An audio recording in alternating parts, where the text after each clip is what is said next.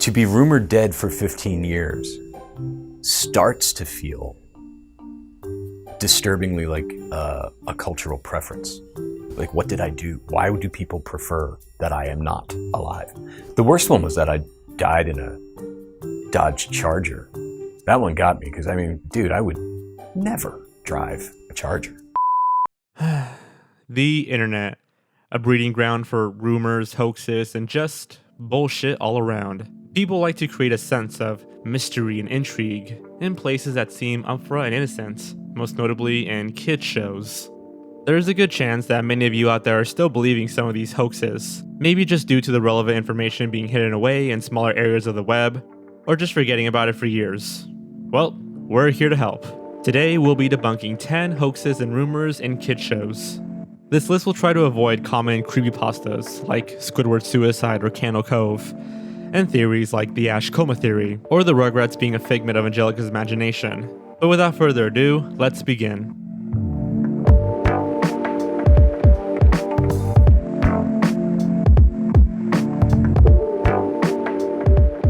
I Was a Teenage Gary's transformation scene. One of the most uncomfortable early episodes of SpongeBob SquarePants was the episode I Was a Teenage Gary. In this episode, Squidward is asked by SpongeBob to feed Gary while he and Patrick are out of town. Eager to get rid of them, Squidward quickly agrees and promptly forgets about Gary. When SpongeBob and Patrick return, Squidward realizes he forgot to feed Gary, who is now very sick. After being prescribed with snail plasma by the veterinarian, SpongeBob asks Squidward to inject the plasma into Gary as SpongeBob is squeamish. Squidward does so, but accidentally injects it into SpongeBob, causing him to undergo a horrible transformation into a snail. I take it back, Gary! Something is wrong with me! After a terrifying night, Squidward ends up getting injected with snail plasma too, and the episode ends with a trio meowing on a fence, all as snails. We never see Squidward transform, instead having it cut straight into the end gag. Despite the transformation scene not existing, many people who watched the premiere in the early 2000s claim they remember viewing a scene where Squidward changed into a snail, with it being particularly frightening to watch. It seems that this is a mix of speculation and the Mandela effect, a phenomenon where a large group of people have the same false memory. The speculation comes from a wipe transition effect that occurs right after the snail plasma is injected into Squidward's nose, with many noting the transformation feels out of place and added at the last minute. The usual bubble transition would have made more sense, but the theory states that it was removed at the last minute, with no time to add a proper transition effect before it aired. The other bit of speculation comes from the Poland airing of the episode, with many people believing the scene did in fact air on Polish broadcasts. Lost Media contributor 404 username not found came across a Polish airing on a website, which did not include the transformation scene, although many people believe that it could have been a rerun. However, the rumor completely falls apart when a Reddit user by the name of Sailor X Clarity found a VHS recording of the initial premiere of the episode without the transformation scene. Additionally, a storyboard artist for season 1, Vince Waller, has confirmed that the scene in question never existed. So, there you go, no transformation scene. So how did so many people believe that they saw it? Well, a lot of it is misremembering. Many of us were very young when SpongeBob first began airing, and being able to perfectly recall everything that you saw at that age is incredibly difficult. The more interesting explanation, though, is the crossing of dimensions. Some people believe that the Mandela effect exists because alternate realities cross at one point, leaving some people trapped in an almost identical reality with very minor differences. So, who knows, maybe some of you really did see that Squidward transformation scene.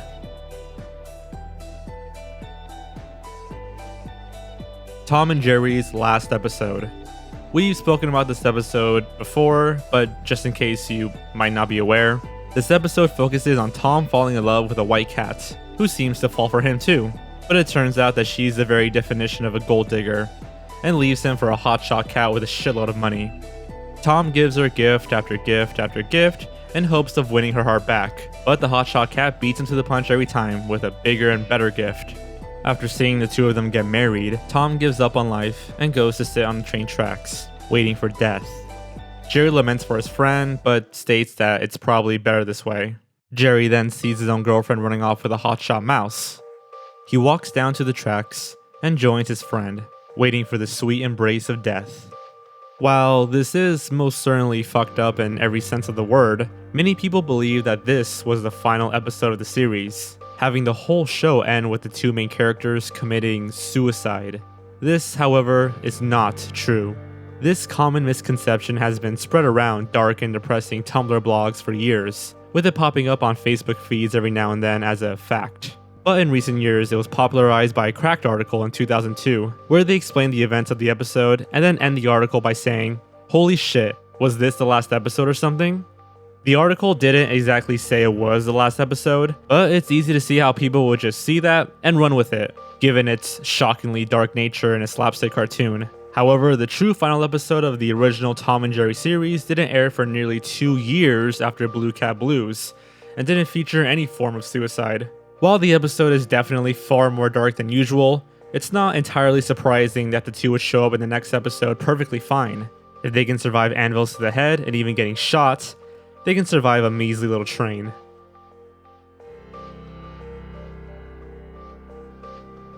The Pigeon Man's suicide. Hey Arnold is no stranger to having incredibly solemn and melancholy episodes.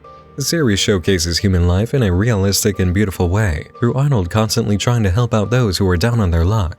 One of the most famous cases of Arnold's nature can be seen in the episode Pigeon Man, where Arnold befriends a social outcast whose only friends are pigeons. Despite getting close, at the end of the episode, Pigeon Man decides that some people aren't meant to be around other people. You see, Arnold, it's time for me to leave here. Some people are meant to be with people, and others, like me, are just different. He thanks Arnold for all he's done for him, but decides that it's time to leave.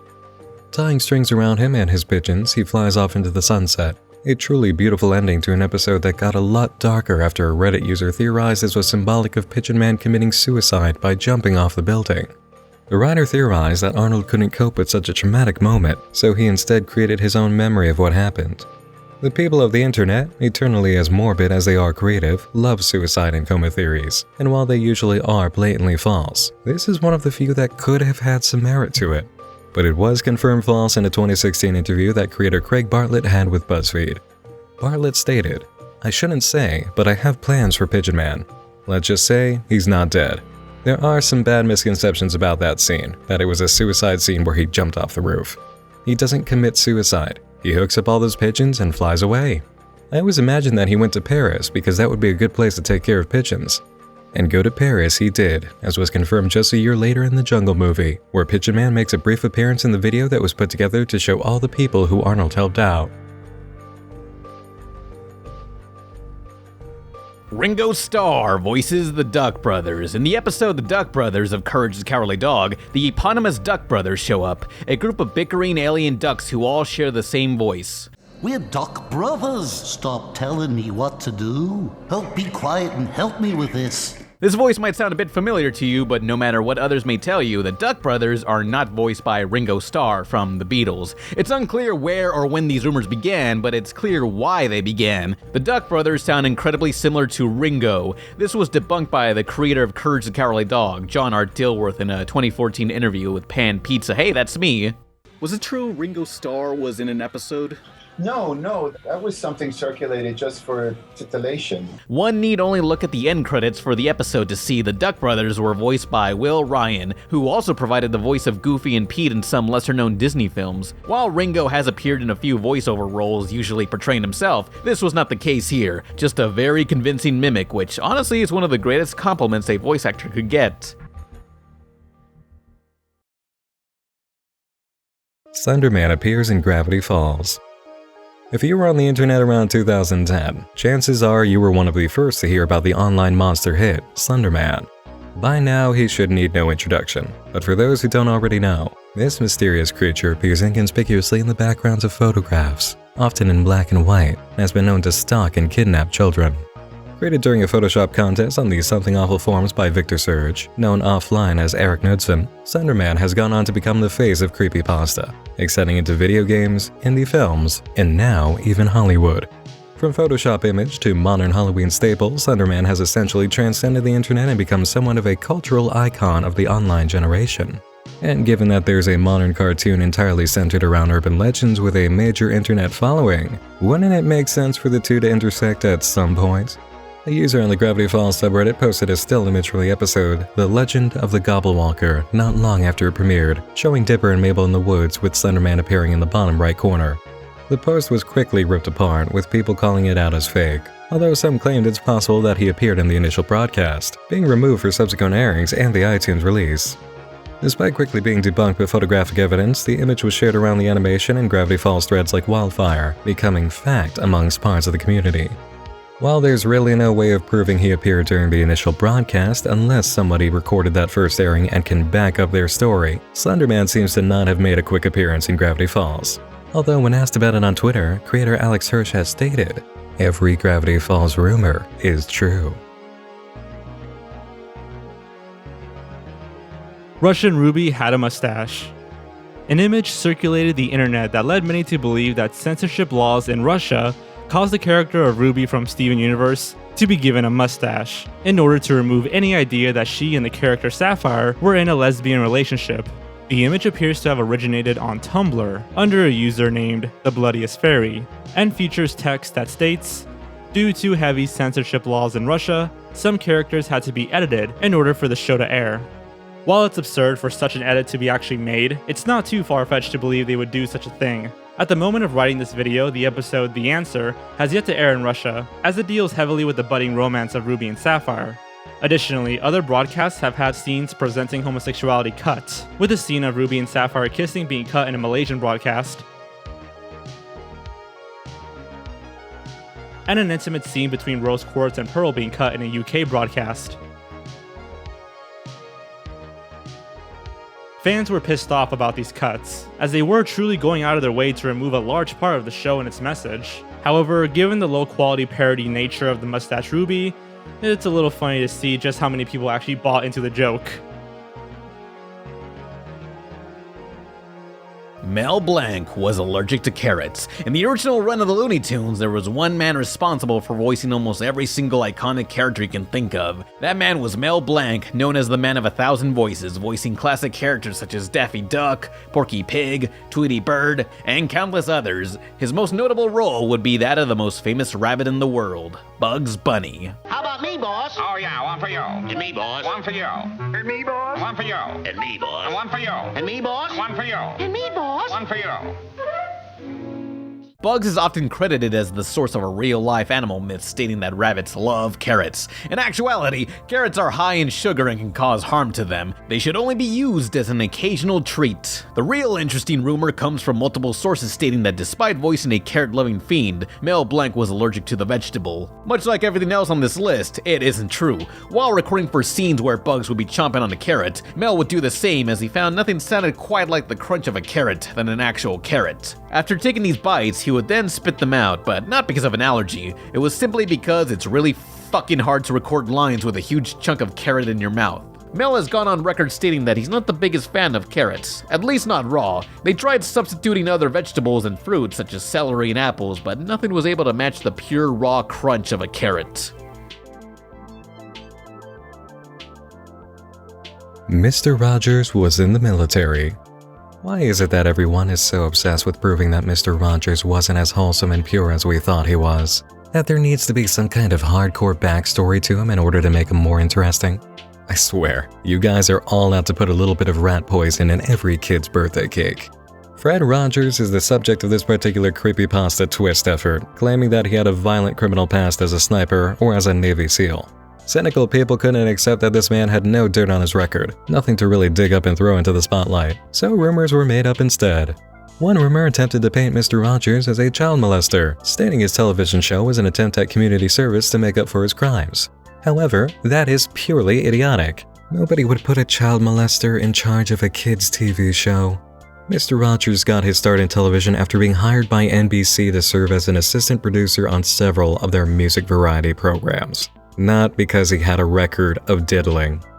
Now, because the dumber sections of society can even see the pedophile angle is ridiculous, the larger rumor that more people seem to believe is the sniper/ex-military one, where it's said that he racked up a large number of confirmed kills. This also ties into the rumor about the reason that Mr. Rogers wore sweaters and long-sleeve shirts. It was to conceal his military tattoos. However, Rogers never served in the military or Navy, nor was there ever any time gap in his life or career where he could have done so. He wore sweaters and long-sleeve shirts simply because he wanted to, and to keep up a formal appearance for the show. It's honestly a bit upsetting that some people can't accept the fact that Fred Rogers was the real deal. He was kind, wholesome, wouldn't harm a fly. Just leave the guy alone. He really does just want to be your neighbor. Not everybody like that is secretly out to kill you. Barney's actor was caught with cocaine. There's a rumor that the actor portraying Barney the dinosaur, David Joyner, was caught hiding cocaine in the tail of the costume and then cursed at a child. Additionally, another rumor exists stating that the character of Barney was based on a 1930s serial killer. Let's tackle the cocaine rumor first. It's a little less stupid. Out of the two rumors, this is the only one that has some sort of truth behind it, albeit misconstrued. Throughout the late 90s and early 2000s, a few stuffed Barney dolls were used to store cocaine and other drugs, and this event was reported on the news. It's pretty easy to see how some people, especially small children, would have confused this news to be stating that cocaine was found in the actual Barney costume, but there's no truth in that statement. Additionally, there does not exist any proof or confirmation that Barney has ever sworn at a child. Rumors circulating around elementary schools state that Barney had a sudden outburst at a child for stepping on his tail, and it was all caught on camera. However, Barney and Friends is not filmed live, instead being processed and edited before airing live. Additionally, a different actor provides the voice for the dinosaur, being added after filming. Putting these two facts together makes it all too clear that the Barney swear tape is just some bullshit that one weird kid in your class told you at recess. Now, while the former rumors have some minuscule understanding of reality, the next does not. The rumor that Barney was based off a serial kidnapper, killer, and rapist from the 1930s has absolutely no merit or truth to it whatsoever. What's the first thing that comes to mind when you hear this alleged rumor? Just some stupid creepypasta bullshit again, right? The rumor seems to have originated from the site Wattpad and features text that says, "Barney is supposed to be happy, fun, and appealing to younger ones, right? Well, it's not. Back in the 1930s, there was a man named Barney. He dressed up in a purple dinosaur costume every day and went to the park. He would lure in little kids and kidnap them. He would force them to be happy, otherwise he would rape and kill them. If they acted bad, then he would slice their necks and throw their bodies in a nearby river. Still like Barney now?" There's simply no record of any man named Barney in the 1930s who committed these crimes, but you were probably already smart enough to guess that.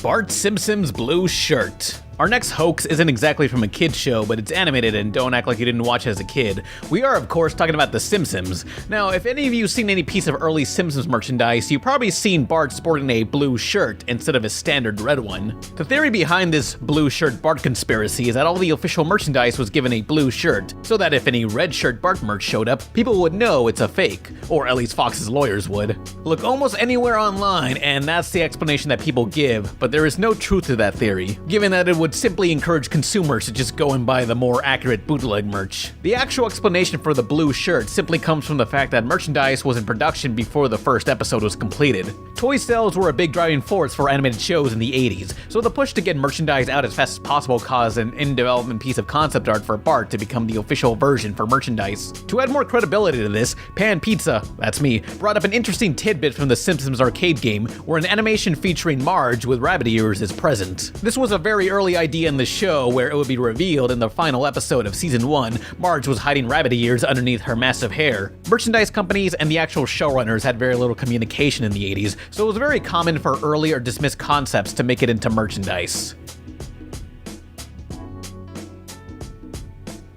Steve from Blue's Clues left because of a drug addiction, or several other reasons according to the internet. And now we come to the biggest hoax of them all, one that spread so far that even people outside of the internet caught wind. The hoax is that Steve from Blue's Clues left the show because of a drug addiction, or he died, or he did something heinous in some way. It's unclear where these rumors started or why they did, but given his abrupt departure from the show, it's easy to see how rumors would start to explain why he left. These rumors really affected Steve, and he went on talk shows to show that he is alive and well. Despite that, the rumors persisted. Others came up with more realistic reasons as to why he left, such as one involving him wanting to pursue a music career, which is partially true. When asked about it, Burns stated, "I left the show because it was simply time to go. I was pretty much playing a boyish, older brotherish kind of character on the show. I was getting older, I was losing my hair. A lot of the original gangsters on the show, like the people who created it, were all moving on to other careers. It just felt like time. I just had a gut feeling like it was time to go."